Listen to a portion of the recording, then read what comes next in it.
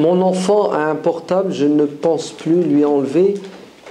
Ce sera une drogue pour lui. Comment faire? Ça dépend quel âge a votre enfant. S'il a 4 ans, il a un portable, vous lui retirez tout simplement.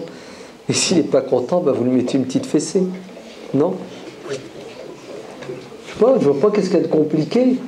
Votre gosse, il prend un couteau, vous faites quoi? Vous criez, vous hurlez, vous réagissez, vous courez, vous lui retirez. Et s'il n'est pas content, vous lui mettez une claque. Bon, la solution, c'est de lui expliquer. Mais attendez, il y a des gosses, ils ne comprennent pas toujours. Ou tout simplement, ils ne veulent pas comprendre. Ou ils ont compris, puis ils ne veulent pas obéir. Ça existe, hein. Pourquoi on a des flics, à votre avis? C'est pour punir ceux qui ont compris que c'était interdit et qui veulent quand même enfreindre l'interdit. Pourquoi on a des CRS? Non, c'est pas pour tabasser ceux qui ne veulent pas comprendre. Non, ceux qui comprennent et qui ne veulent pas se soumettre à l'ordre, aux lois. Donc, une fessée, de la privation, il y a mille et une façons de faire pression. Normalement, si vous éduquez bien votre gosse, il suffit de lui parler, il doit comprendre. Nous, le problème, c'est quoi? C'est que les gosses, on s'y prend tard. Oh, il est encore petit, c'est rien. Le gosse, il y a 3 ans, il y a 4 ans, il y a 5 ans, c'est rien, il est encore petit. Non, le mskin. C'est toi le mskin qui a rien compris. Les caractères, ouais. Tu as 2 types de caractères. Des caractères innés et des caractères acquis. Les caractères innés, s'ils sont mauvais, tu as intérêt de les corriger quand il est sorti du ventre de sa mère. Plus tu laisses du temps, moins tu pourras le remettre droit. Les caractères acquis, tu as intérêt de les ancrer dans son cerveau, dans son disque dur, dans sa mémoire, dès qu'il est sorti du ventre de sa mère. Car la nature a horreur du vide. Le gosse, il y a 3 ans, il prend le verre d'eau, il le renverse. Tu rigoles. Il faut lui expliquer que un verre, ça sert à mettre de l'eau.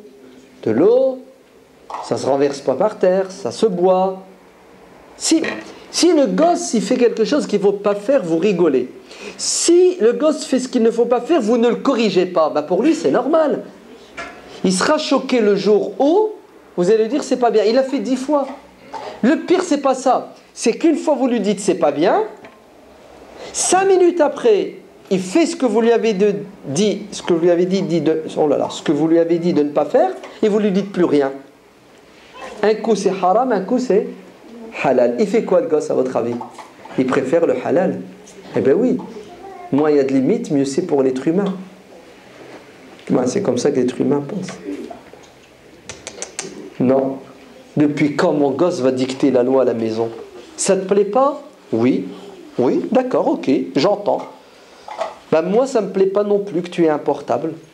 Je dialogue, je discute, j'apporte des preuves, je l'éduque, je lui montre. Il est convaincu, alhamdoulilah. Il n'est pas convaincu. Il va faire ce que je veux. Parce que je suis son père. C'est moi qui commande, c'est moi qui l'éduque. Toi, tu ne sais pas ce qui est bon pour toi, ni ce qui est mauvais. Tu es un enfant, tu es sous ma tutelle.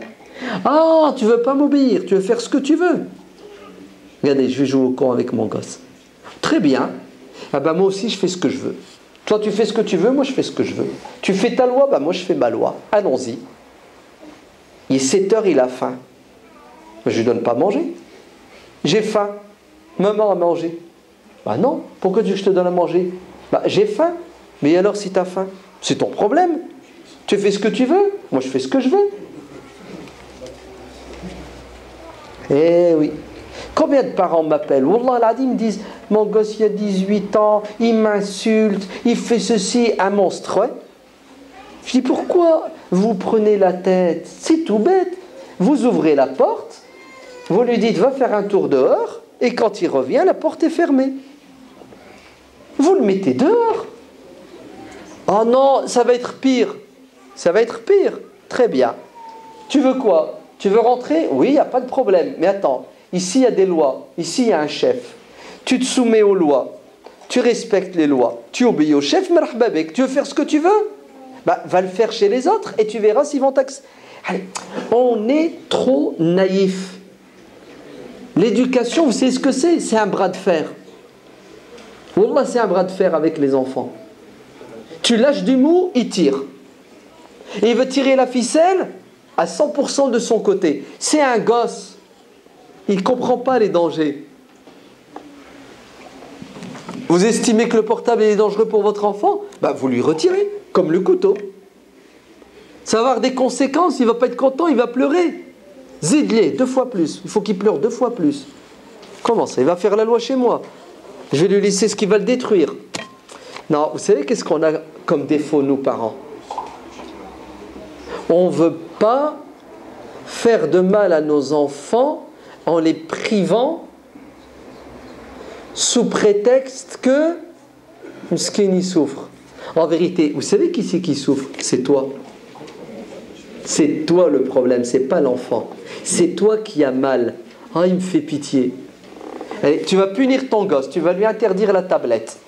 Il a eu un mauvais bulletin. C'est ça, tu lui interdis sa tablette pendant 15 jours. Tous les jours il pleure, tous les jours il fait pression, il te boude. 3 jours après, tu fais quoi? Tu lui rends la tablette, sous prétexte Mskin. T'as vu, regarde comment il est. T'as vu comment il souffre. En fait, qui c'est qui souffre? C'est toi qui souffres de voir ton enfant dans cet état. Comme ça te fait mal, la souffrance de ton enfant te fait mal, donc tu ne veux plus souffrir. Donc tu lui autorises ce qui va lui faire mal. Mais tant que tu ne ressens pas le deuxième mal, tant que tu ne vois pas les effets du deuxième mal, tu acceptes le deuxième mal. Le premier, tu ne l'acceptes pas.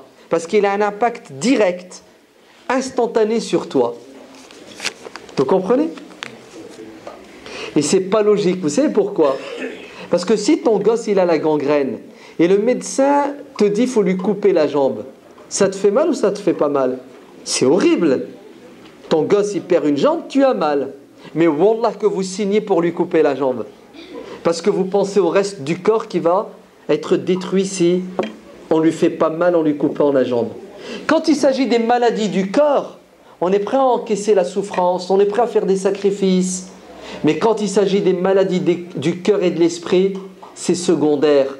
Et en vérité, vous savez ce que vous faites? Vous êtes en train de détruire non pas le cœur et l'esprit de votre enfant, mais son corps aussi. Parce que s'il pense mal, il agit mal, il va détruire son corps.